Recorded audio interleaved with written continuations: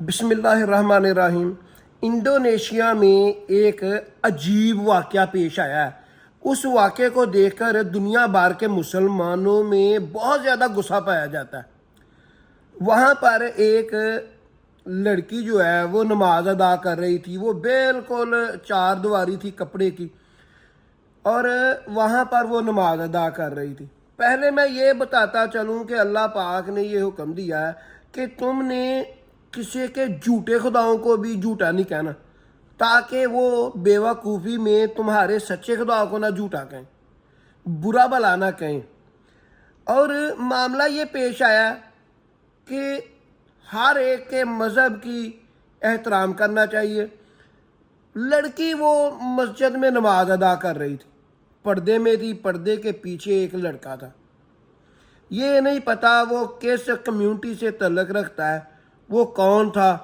اس نے جب وہ بچی جو ہے وہ لڑکی سجدے میں گئی ہے، پیچھے سے اس نے حملہ کر دیا زیادتی کرنے کی غرض سے، اور جب اس نے آگے سے مزاحمت کی ہے پھر اس نے اسے مارا ہے۔